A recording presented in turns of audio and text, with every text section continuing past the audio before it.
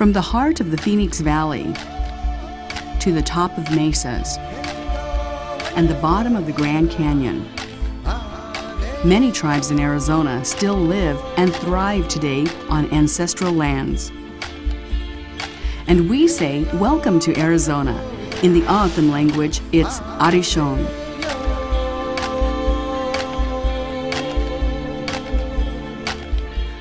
Two tribal nations govern approximately 27% of the land in Arizona.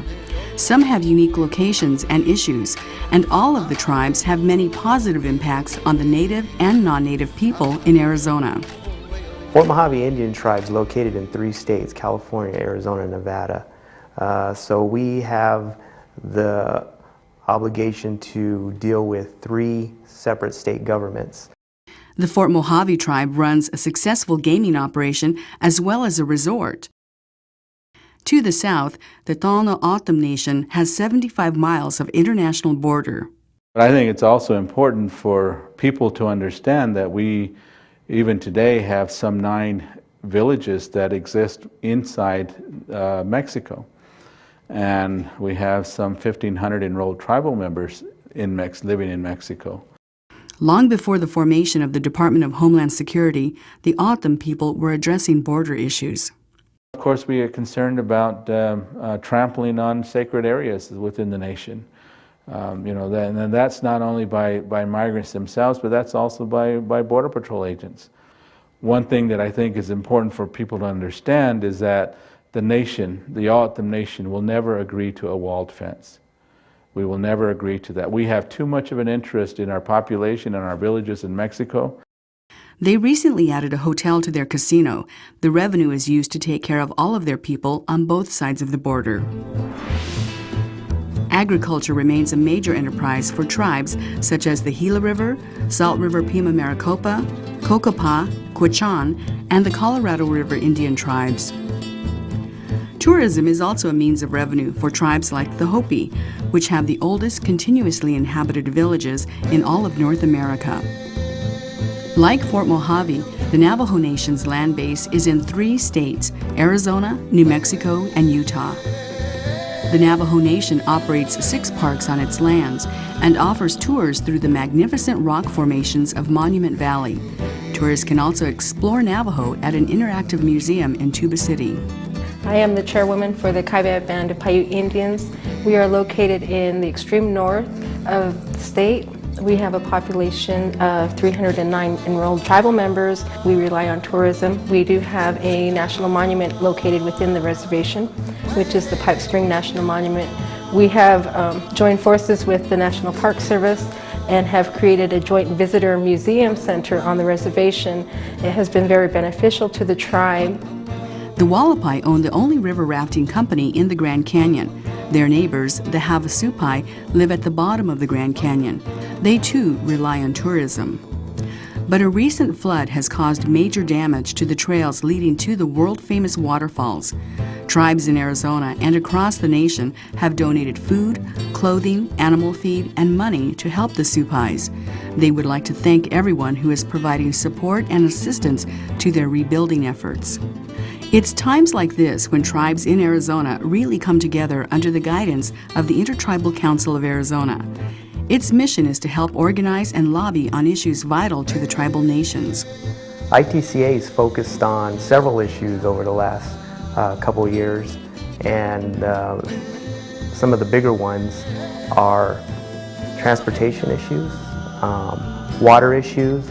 Water, we know, is very important in Arizona, and tribes need to have a say in how water is distributed out throughout the state of Arizona. When the Phoenix Indian High School land was traded, ITCA negotiated a trust fund resulting in $33 million. Now, every year, 5 different tribes each receive an annuity payment of $400,000 to benefit their youth. They spend it on a variety of programs that fit their needs. We have tribal liaisons, homeschool coordinators that meet daily with the schools to check on the students.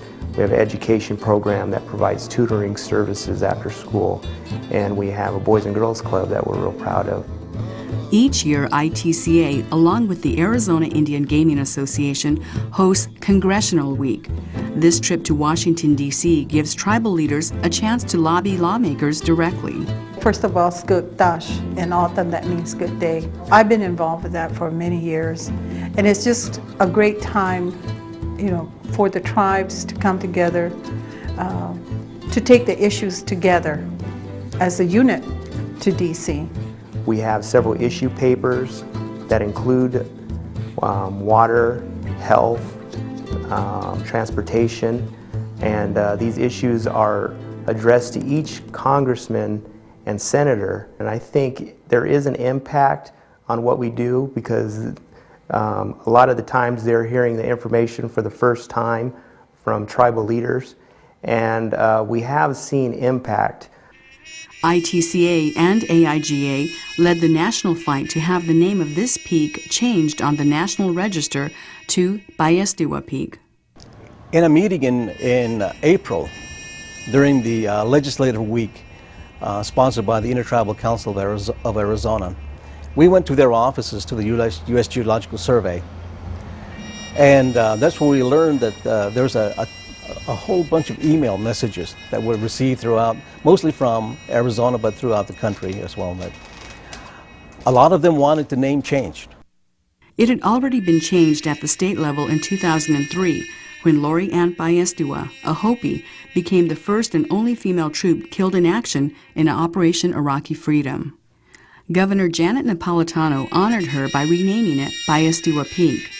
But tribes had to wait 5 years before the U.S. Board on Geographic Names could vote on the new name. And so the motion passed. We were kind of caught it by surprise, or maybe we were still in shock after the vote, that we just sat there and just was it was just some quiet throughout the room. It finally dawned on us what had really happened, that we had actually changed and officially changed the name from Squaw Peak to Payestiwa Peak. It's also fitting at this time to thank the National Congress of American Indians for their support at the national level. And so I want to say thank you from the Hopi tribe, from the Payestiwa family. I want to say Kwakwa.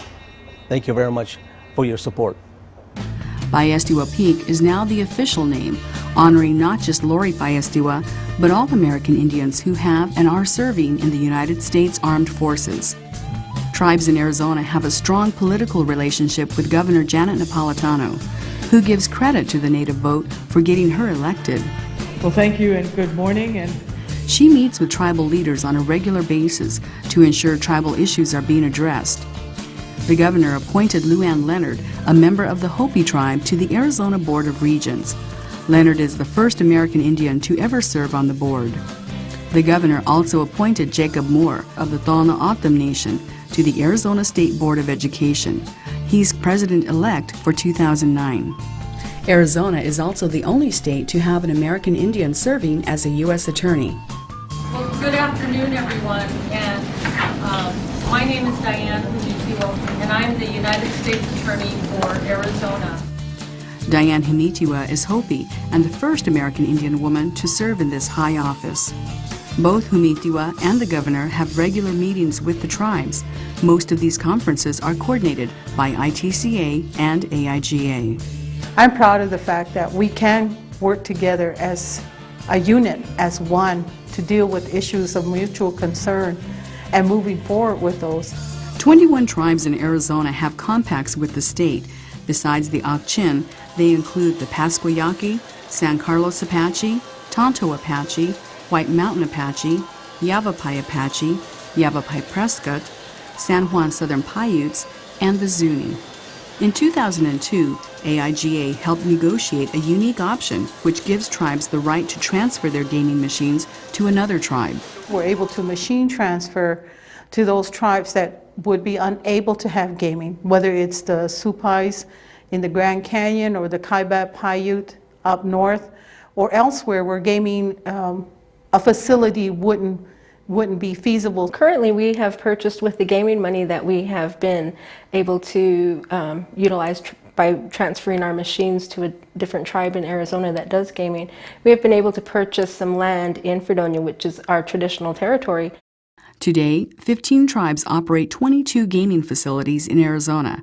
6 tribes transfer their machine rights to other gaming operations and still reap the benefits of Indian gaming. Another great benefit to tribes are the youth.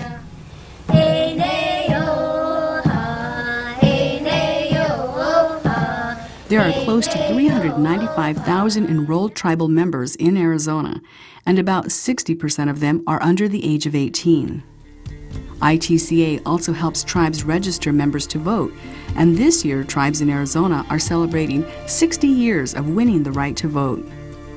Peter Porter and Rudolph Johnson, Pima men from the Gila River Indian community, were the first to file a lawsuit in 1928 for the right to vote. But the Arizona Supreme Court ruled against them, saying Indians were under federal guardianship and therefore ineligible to vote. That decision stood until 1948, when Frank Harrison and Harry Austin, 2 Yavapai men from Fort McDowell, tried to register to vote. Good Papai, good where the vote is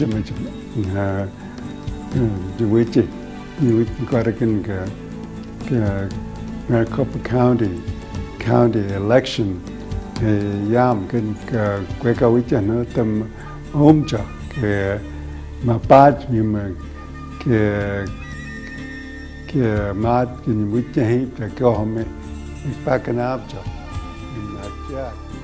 Harrison was a veteran and felt strongly that his people should have the right to vote as well as other federal benefits.